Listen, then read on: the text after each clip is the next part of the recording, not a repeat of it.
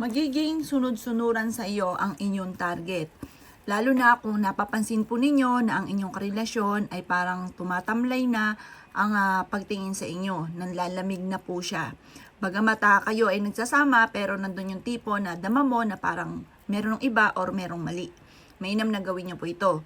Or kaya po, kayo po ay merong karelasyon na nasa malayo at gusto po ninyo na ikaw pa rin na masusunod kahit ikaw po ay at saka siya ay malayo.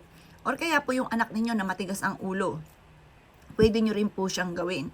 Kailangan natin ng isang buo na dahon ng laurel upang sa ganon, ang sino man yung target natin ay kaagad na mapasunod po natin. Napaka-epektibo po nito. Pero syempre, depende po sa paniniwala ninyo. Kasi kung ikaw po ay hindi naniwala, ay siya ay huwag mo itong gagawin. Pero kung kinaniniwala, mag-focus ka, maniwala ka na kung ano man ang winish po ninyo ay magkakatotoo. Kailangan lamang po natin ng isang buo na dahon ng laurel at kailangan din po natin ng papel. Ang papel na ito ay pupunitin natin ang bawat gilid nito para maramdaman ng papel ang ating presensya. Para kung ano man po yung i-wish natin dito or isusulat na pangalan ay mararamdaman ng papel na tayo mismo ang gumagawa po nito at para mabilis matupad kung ano man ang ating hihilingin. Ito ay pwede nyong i-wish kahit anong gusto nyong i-wish, lalo na sa pagpapabait ng tao at pagpapasunod ng isang tao. Ngayon, isusulat nyo po dito yung pangalan ng target na inyo pong gustong pasunurin. Halimbawa po, ang inyong karelasyon.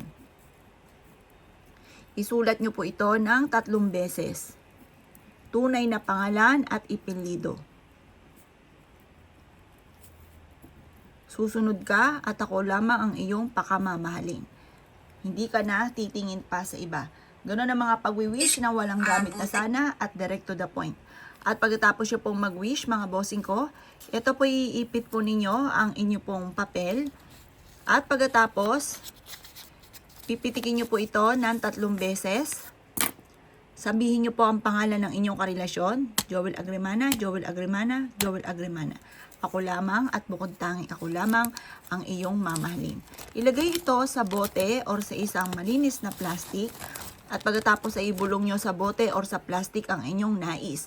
Sabihin nyo po dito, ako lang ang iyong papakamahalin at wala nang iba pa. At pagkatapos po nito, ilalagay nyo po ito sa ilalim ng unan po ninyo. At ito po, ang dulot nito ay lagi kanyang iisipin. Ikaw lang ang bukod tanging niyang mamahalin at wala nang iba pa. Proven po ito, mga bossing. Ngayon, basta positive ka lamang at aayudahan mo ito ng laging salitain ng mga magaganda. At ang inyo pong wish po dito ay mabilis matutupad basta ikaw ay naniniwala. Ang mabilis na pagtupad, ayan po ay depende sa inyo pong paggawa. Kapag po ikay naniniwala, mabilis tumatalab. Pag mula sa puso ang pag-wish, mabilis tumatalab. Kapag ikay may alinlangan, huwag gagawin dahil ito po ay hindi sa pilitan. Ito ay para lamang po sa naniniwala para mabilis tumalab kung ano man ang inyo pong i-wish.